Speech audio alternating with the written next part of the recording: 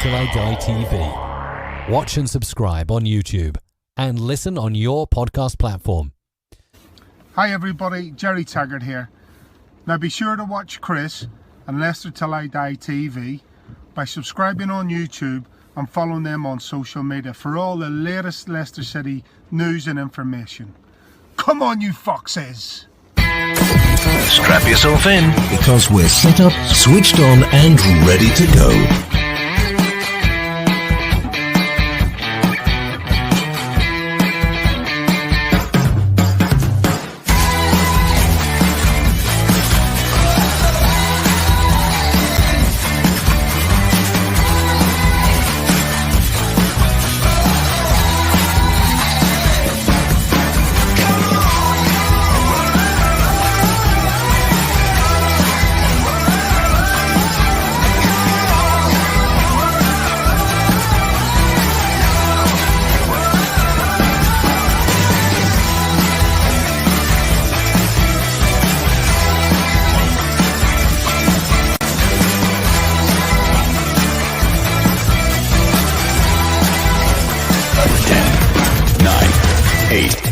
Seven, 6, 5, 4, 3, 2, 1. And it's live. Good morning, everybody. How the devil are we? Waking up to Premier League football being back, waking up to a win, and waking up to a video that's been going around, that's been highlighted onto social media. Some of you have seen it. Some of you are commenting on it. I commented on it. I'm not going to lie to you. I retweeted the tweet.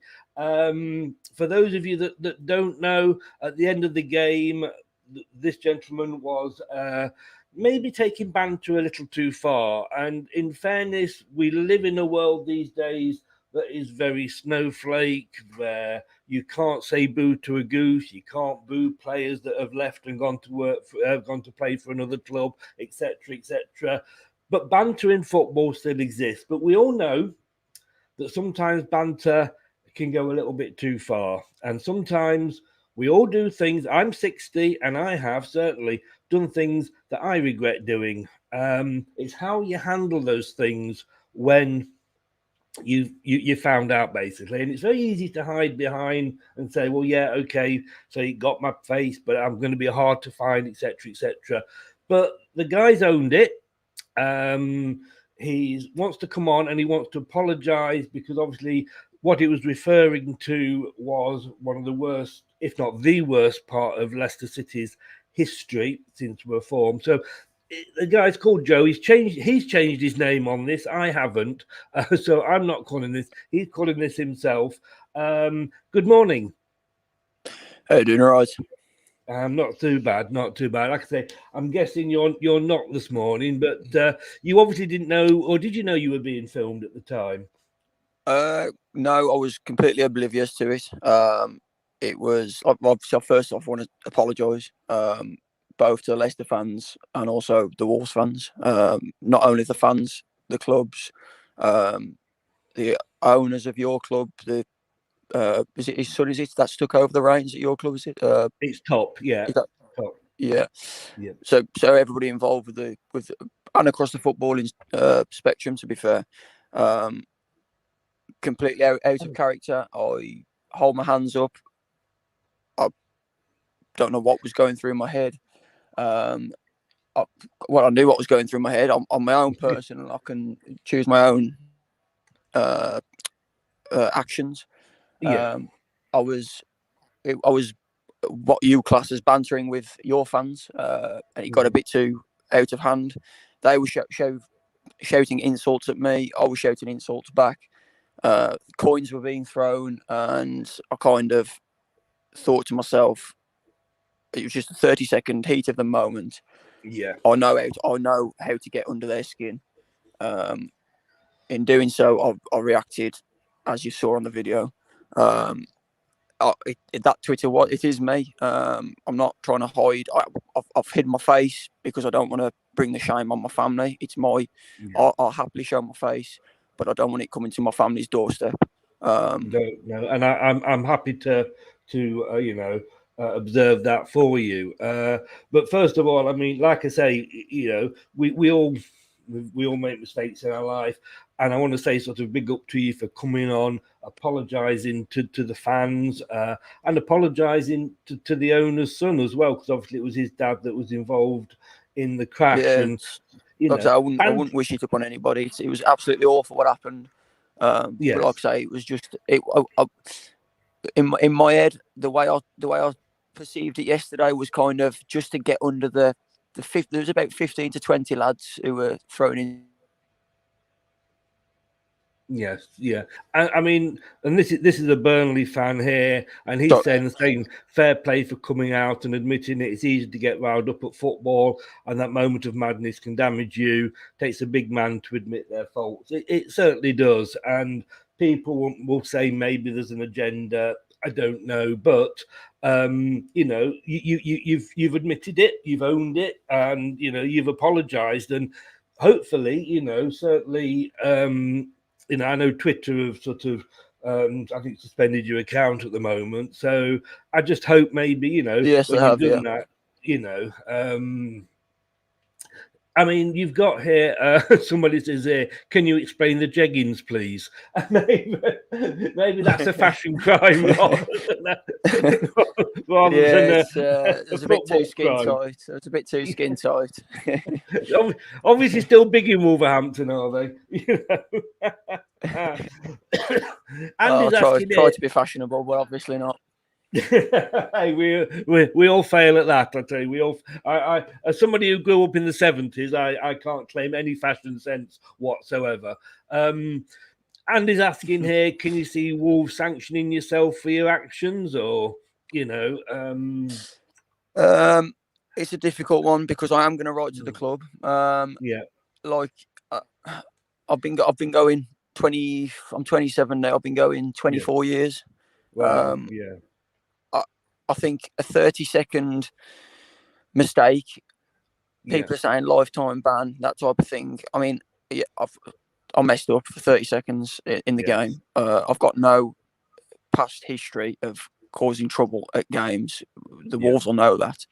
I mean, I was reacting to banter, yeah. Sorry. Yes, you do, and it does get out of hand. And of course, you lost the game, and I hate to remind you of that. So obviously, that always makes it a little bit harder. Yeah, to you know what? Like, doesn't it? I don't want to make excuses, but 18 months of emotions it's been building up, hasn't it? We've all been wanting to go to the games, and obviously we've got the chance to go.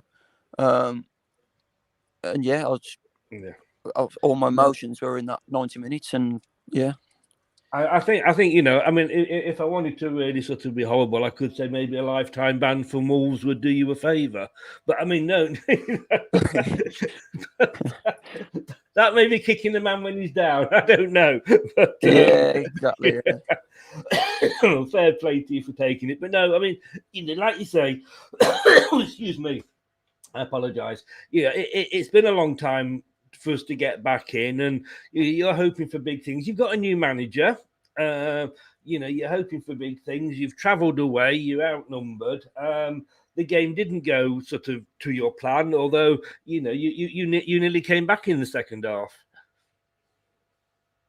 Yeah, I think first off, we've come into this season with the same kind of defence as where we came when we came up from the Championship, and you need to upgrade on the players that you've got.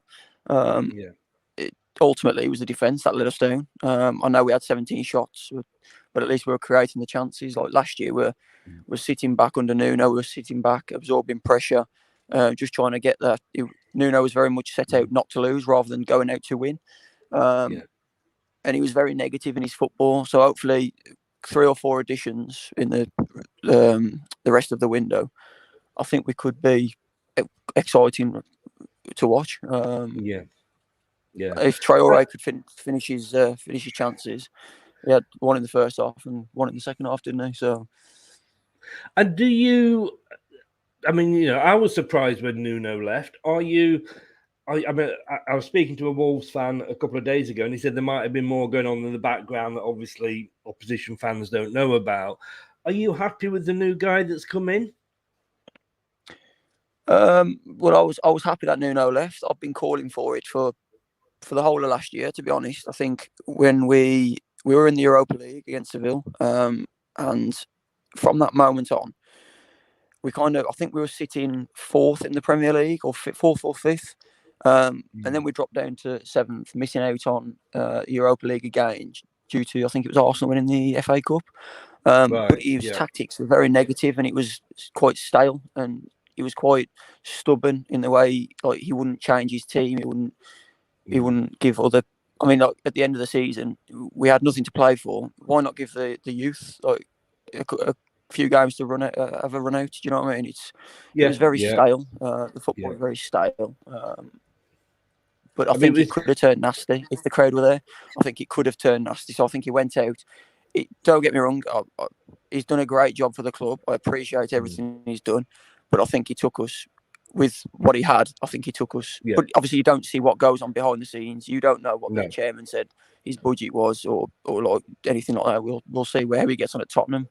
But yeah, you don't know what goes on behind the scenes, do you? You don't. And like I say, it was never going to be a high-scoring game between us two. We have the odd 4-3 sort of every 5 years, but apart from that, it's 0-0s and 1-0 and what have you. But look, I'd wish you all the best for the rest of the season, but I can't really say I'd be meaning it as a Leicester fan. No, I'm saying to you. Exactly. Look, mate, fair play for you to coming on and owning up to it. And you say you're going to write to the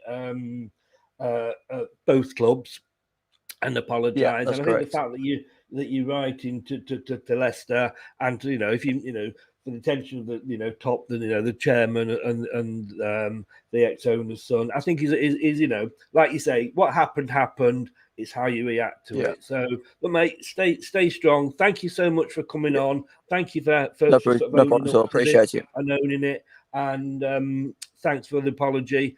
And like I say, in fairness, all joking aside, good luck for the rest of the season. Cheers, thank you, and you. Appreciate it. All the best, mate. Take care. Bye-bye. Cheers, mate. Thank you. Bye-bye. Bye. That was Joe. Like I say, I didn't call him the Wolves idiot. That was his choice. He did what he did. He's not making an excuse. And that's the thing. These things happen, but there we go. He's apologised. He wanted to apologise to the Leicester fans. He's done that apology. Some will accept it, some won't. We're back tomorrow night at 10 o'clock, and we will be live with another Wolves fan. We'll be getting Ed Haig, who's a big Wolves fan, and he will be talking about the game, and that's what we're going to be talking about. We want to be talking about football. Thanks for tuning in. Thanks to Joe just for coming on, and he wanted to apologise, and we wanted to give him that platform to apologise. I'll see you tomorrow night at 10 o'clock. Take care. Have a good weekend now. Goodbye. Hello, Matt Elliott here.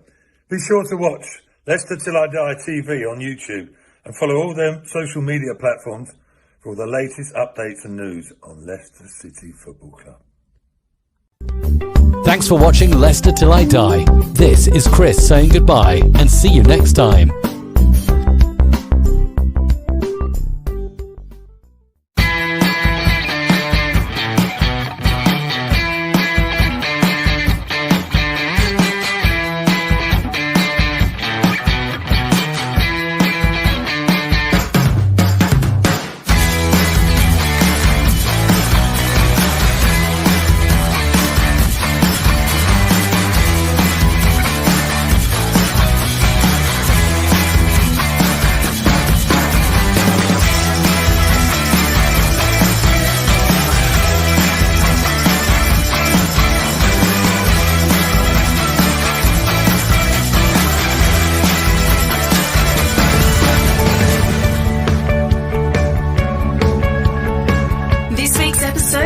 To an end. But the fun doesn't have to stop here. If you have any questions, suggestions or feedback, head over right now to Twitter and Facebook and like, share and get involved. Join us next time.